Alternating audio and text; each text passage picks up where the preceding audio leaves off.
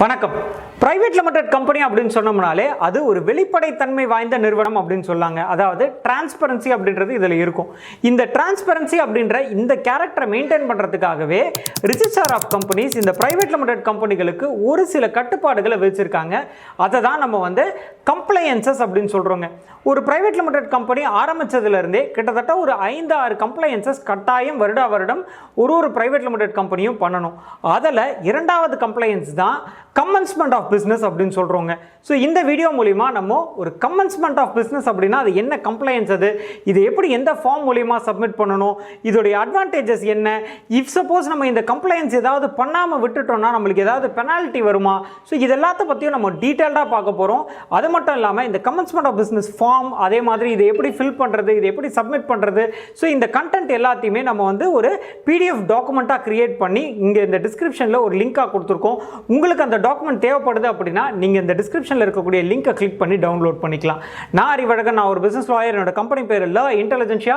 And இந்த சேனலோடைய நோக்கம் அப்படின்னு பார்த்தீங்கன்னா பிசினஸ்ல இருக்கக்கூடிய தொழில் முனைவோர் அத்தனை பேரும் எந்த விதமான சட்ட சிக்கல்களும் இல்லாமல் தன்னுடைய பிசினஸை சக்சஸ்ஃபுல்லாக பண்ணணும் அப்படின்றது தான் எங்களோட எண்ணம்.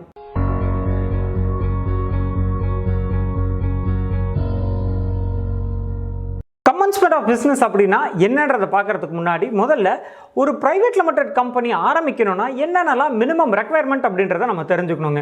நீங்கள் ஒரு பிரைவேட் லிமிடெட் கம்பெனி ஆரம்பிக்கிறீங்கன்னா மினிமம் நீங்கள் இதில் ஒரு 2 ஷேர் ஹோல்டர்ஸ் இல்லை 2 மெம்பர்ஸ் அப்படின்றவங்க இருக்கணும். அது மட்டும் இல்லாமல் இந்த ஷேர் ஹோல்டர்ஸேவும் டேரக்டர்ஸாகவும் இருக்கலாம்.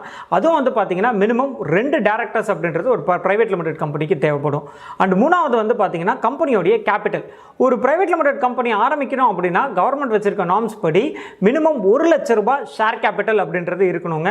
அண்ட் கடைசியாக இந்த பிஸ்னஸ்க்கான ஆஃபீஸ் ஸ்பேஸ், இந்தியாவில் ஏதாவது ஒரு ஆஃபீஸ் ஸ்பேஸ் அப்படின்றது இவங்க ரெண்ட்டுக்கு எடுத்துருக்கணும். ஸோ இதெல்லாம் தான் ஒரு பிரைவேட் லிமிடெட் கம்பெனி ஆரம்பிக்கிறதுக்கான மினிமம் ரெக்வயர்மெண்ட்ஸ். அடுத்து ஒரு பிரைவேட் லிமிடெட் கம்பெனி ஆரம்பிக்கிறதுக்கு என்ன ப்ரொசீஜர் அப்படின்னு பார்த்துடலாங்க.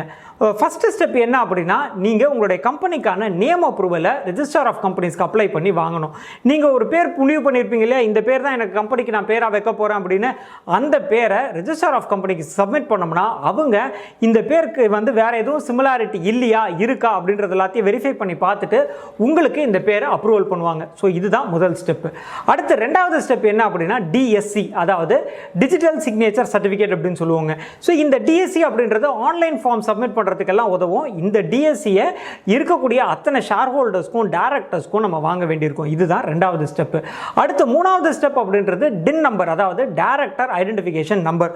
உங்களுடைய கம்பெனியில் யாரெல்லாம் டேரக்டராக பொறுப்பேற்றுக்க போகிறாங்களோ அவங்க அத்தனை பேருமே இந்த DIN நம்பர் அப்படின்றத ROCயில், அதாவது ரிஜிஸ்டர் ஆஃப் கம்பெனிஸில் அப்ளை பண்ணி வாங்க வேண்டியிருக்கோங்க. இதுதான் மூணாவது ஸ்டெப். அடுத்து நாலாவது ஸ்டெப் MOA AOA, அதாவது உங்களுடைய கம்பெனிக்கான பைலாஸ் கிரியேட் பண்ண வேண்டியிருக்கும். ரூல்ஸ் அண்ட் ரெகுலேஷன்ஸ் இது எல்லாத்தையுமே நம்ம memorandum of association and article of association அப்படின்ற டாக்குமெண்ட் மூலிமா நம்ம கிரியேட் பண்ணுவோம்.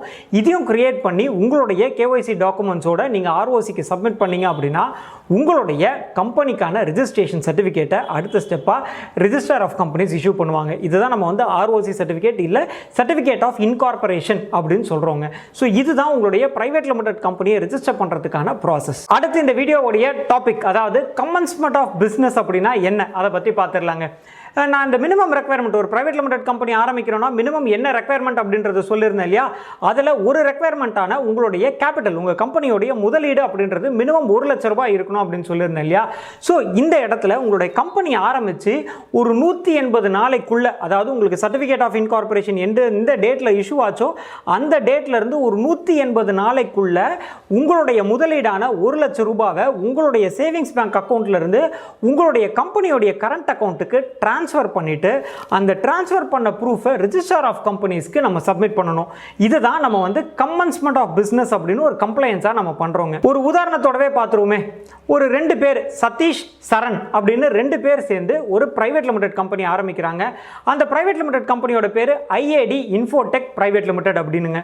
ஸோ இந்த கம்பெனிக்கான முதலீடா இவங்க பெய்ட் அப் ஷேர் கேபிட்டலா 5 லட்சம் ரூபாய் அப்படின்றத இவங்களுடைய memorandum of association article of association மூலிமா ரிஜிஸ்ட்ரிக்கு கம்யூனிகேட் பண்ணியிருக்காங்க. பண்ணியிருக்காங்க. ஸோ இந்த கம்பெனியோட முதலீடு அப்படின்றது 5 லட்சம் ரூபாய். அது மட்டும் இல்லாமல் இதில் சதீஷோட பங்கா 60% ஷேரையும், அதே மாதிரி சரண் வந்து இந்த கம்பெனியிலேருந்து 40% ஷேரையும் வச்சிருக்காங்க. ஸோ இவங்களுடைய முதலீடா சதீஷ் அப்படின்றது 60% பங்கு வச்சிருக்கிறதுனால 5 லட்சம் ரூபாய் முதலீட்டில் 60% அப்படின்றது கிட்டத்தட்ட 3 லட்சம் ரூபாய் வரும். இதை சதீஷ் வந்து அவருடைய சேவிங்ஸ் பேங்க்ல இருந்து கம்பெனியோடைய கரண்ட் அக்கௌண்ட்டுக்கு டிரான்ஸ்ஃபர் பண்ணியிருக்கணும்.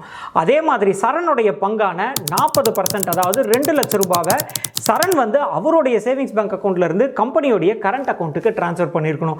ஸோ இதை டிரான்ஸ்ஃபர் பண்ணும்போது அந்த பேங்க்குடைய ஸ்டேட்மெண்ட்ஸ் இருக்கும் இல்லையா, அதாவது இவங்க 2 பேருடைய சேவிங்ஸ் பேங்க்ல இருந்து போயிருக்கும், கம்பெனியோடைய கரண்ட் அக்கௌண்ட்ல அது டெபாசிட் ஆயிருக்கும். ஸோ இந்த ஸ்டேட்மெண்ட்ஸ் எல்லாத்தையும் நம்ம சேர்த்து ஆர்ஓசி, அதாவது ரிஜிஸ்டர் ஆஃப் கம்பெனிஸ்க்கு இந்த கமென்ஸ்மெண்ட் ஆஃப் பிசினஸ் அப்படின்ற கம்ப்ளைன்ஸ் மூலமா நம்ம தெரிவிக்கணும். இதை கம்பெனிஸ் ஆக்ட், அதாவது இந்தியன் கம்பெனிஸ் ஆக்ட்ல செக்ஷன் 10A அப்படின்ற செக்ஷன்ல சொல்லியிருக்காங்க. இதுதான் கமென்ஸ்மெண்ட் ஆஃப் பிசினஸ் அப்படின்னு சொல்றது. அடுத்து ஒரு சிலர் கேட்பாங்க, எதுக்கு இந்த ப்ரொசீஜர், எதுக்கு இந்த கமென்ஸ்மெண்ட் ஆஃப் பிசினஸ் அப்படின்ற ப்ராசஸை கேரி அவுட் பண்ணணும், நாங்க பிசினஸ் ஆரம்பிக்கிறோம், நாங்க முதலீடு போடுறோம், நாங்க ஆரம்பிக்க போறோம் அப்படின்னு சொல்லுவாங்க.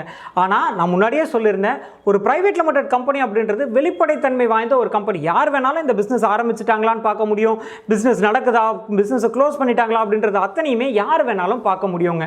ஸோ அந்த ஒரு காரணத்துக்காக தான் ஒவ்வொரு விஷயத்தையும் நம்ம ஆர்ஓசிக்கு சப்மிட் பண்ண வேண்டியிருக்கும். நீங்க ஒரு பிசினஸ் ஆரம்பிக்கணும் அப்படின்னா அந்த பிசினஸை ரன் பண்றதுக்கு கேபிட்டல் அப்படின்றது தேவை இல்லையா? ஸோ அந்த கேபிட்டலை தான் நீங்க உங்களுடைய அக்கௌண்ட்ல இருந்து, உங்களுடைய சேவிங்ஸ் அக்கௌண்ட்ல இருந்து உங்களுடைய கரண்ட் அக்கௌண்ட்டுக்கு டிரான்ஸ்ஃபர் பண்ணுவீங்க. அந்த டிரான்ஸ்ஃபர் பண்ணதுக்கு அப்புறமா தான் அந்த பிசினஸ்க்கான முதலீடுன்றது கிடைக்கும். அதுக்கப்புறமா தான் நீங்க உங்களுடைய பிசினஸ் ஆக்டிவிட்டி ஆரம்பிக்க முடியும். ஸோ இந்த விஷயத்தை நீங்க கட்டாயம் ஆர்ஓசிக்கு தெரிவிக்கணும். இதுதான் கமென்ஸ்மெண்ட் ஆஃப் பிசினஸ் அப்படின்ற ப்ராசஸ். அடுத்து இந்த கமென்ஸ்மெண்ட் ஆஃப் பிசினஸ்க்கு என்ன ஃபார்ம் நம்ம சப்மிட் பண்ணணும் அப்படின்னு பார்த்துடலாங்க. இந்த ஃபார்மோட பேர் வந்து பார்த்தீங்கன்னா ஃபார்ம் 20A அப்படின்னு இருக்குங்க. இந்த ஃபார்மை தான் நம்ம வந்து ரிஜிஸ்டர் ஆஃப் கம்பெனிஸ்க்கு நம்ம வந்து கம்யூனிகேட் பண்ணணும், நாங்கள் பிசினஸ் ஆரம்பிச்சிட்டோம் அப்படின்றத. அது மட்டும் இல்லாமல் நீங்கள் இந்த ப்ரூஃபையும் நீங்கள் இது கூடவே சேர்த்து சப்மிட் பண்ணுவாங்க. அதாவது நான் சொல்லியிருந்தேன் இல்லையா, உங்கள் சேவிங்ஸ் பேங்க்ல இருந்து கரண்ட் அக்கௌண்ட்டுக்கு போயிடுச்சு, அதே மாதிரி கரண்ட் அக்கௌண்ட்டில் ரிசீவ் பண்ணிட்டாங்க. ஸோ இந்த அத்தனை ஸ்டேட்மெண்ட்டையும் நீங்கள் வந்து இந்த ஃபார்ம் 20A அப்படின்ற ஃபார்ம் மூலிமா ரிஜிஸ்டர் ஆஃப் கம்பெனிஸ்க்கு இதை நீங்கள் சப்மிட் பண்ண வேண்டியிருக்கும். அடுத்து எல்லாருக்கும் ஒரு சந்தேகம் இருக்குங்க, இந்த 1 லட்சம் ரூபாய் நான் கரண்ட் அக்கௌண்ட்ல டெபாசிட் பண்ணணும்னு சொல்றீங்களே, இந்த 1 லட்சம் ரூபாய் அந்த கரண்ட் அக்கௌண்ட்லயே தான் டெபாசிட் ஆகிருக்கணுமா, நாங்கள் எடுத்து செலவு பண்ணலாமா அப்படின்னு கேட்பீங்க. ஸோ இதுக்கான பதில் அப்படின்றது வந்து பார்த்தீங்கன்னா, இந்த 1 லட்சம் ரூபாய் அப்படின்றது உங்கள் கம்பெனியோடைய முதலீடுங்க. அதனால இதை நீங்கள் டெபாசிட் பண்ண அடுத்த நாளே இதை எடுத்து நீங்கள் கம்ப்யூட்டர் வாங்குறதா இருந்தா, இல்லை ஆஃபீஸ்க்கு ரெண்ட் கொடுக்கறதா இருந்தா, இல்லை சேலரி கொடுக்கறதோ, எந்த செலவாக இருந்தாலும் நீங்கள் தாராளமாக இந்த அக்கௌண்ட்ல இருந்து எடுத்து உங்களுடைய கம்பெனியோடைய பர்பஸ்க்காக எந்த செலவு வேணாலும் தாராளமாக நீங்கள் பண்ணலாம். அடுத்து இதோடைய டெட்லைன், எந்த தேதிக்குள்ள, எத்தனை நாளுக்குள்ள நம்ம வந்து இந்த கமென்ஸ்மெண்ட் ஆஃப் பிசினஸ் அப்படின்ற இந்த ஃபார்மை வந்து ரிஜிஸ்டர் ஆஃப் கம்பெனிஸ்க்கு சப்மிட் பண்ணியிருக்கணும் அப்படின்னு கேட்டிங்கன்னா 180 நாளுங்க. உங்களுடைய கம்பெனியோடைய இன்கார்பரேஷன் சர்டிஃபிகேட் வந்து 180 நாளைக்குள்ள நீங்கள் இந்த கமென்ஸ்மெண்ட் ஆஃப் பிசினஸ், அதாவது ஃபார்ம் 20A அப்படின்னு சொல்லியிருந்தேன் இல்லைங்களா, இந்த ஃபார்மை நீங்கள் ரிஜிஸ்டருக்கு சப்மிட் பண்ண வேண்டியிருக்கும். இஃப் சப்போஸ் நீங்கள் அந்த 180 நாளைக்குள்ள நீங்கள் அந்த ஃபார்மை சப்மிட் பண்ணலை அப்படின்னா ரிஜிஸ்டர் ஆஃப் கம்பெனிஸ் உங்களுக்கு பெனால்ட்டி கொடுக்கலாம். இந்த பெனால்ட்டி அப்படின்றது கம்பெனிக்கு வந்து ஒரு கிட்டத்தட்ட ஒரு 50,000 ரூபாய் வரைக்கும் ரிஜிஸ்டர் ஆஃப் கம்பெனிஸ் பெனால்ட்டி போடுவாங்க. அது மட்டும் இல்லாமல் ஆஸ் எ டைரக்டரா உங்களுக்கும் வந்து ஒரு நாளைக்கு 1000 ரூபாய் வரைக்கும் பெனால்ட்டி போடுறதுக்கு வாய்ப்பு இருக்குங்க.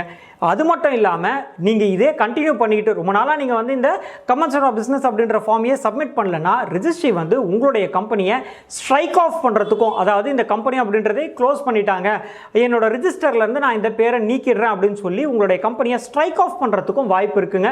அது மட்டும் இல்லாமல் இந்த ஃபார்ம்ஸ் எல்லாம் நீங்கள் சப்மிட் பண்ணாமல் விட்டீங்கன்னா உங்களுடைய டின் நம்பர், அதாவது டைரக்டர் ஐடென்டிஃபிகேஷன் நம்பர் அப்படின்றதும் உங்களுக்கு வந்து சஸ்பெண்ட் ஆகிறதுக்கு வாய்ப்பு இருக்குது. அதுக்கு மூலிமா நீங்கள் வேற ஏதாவது புது கம்பெனி ஆரம்பிக்க முடியாமல் போகிறதுக்கும் வாய்ப்பு இருக்குது. ஸோ இதெல்லாம் இதோடைய கான்சிக்வன்சஸ்.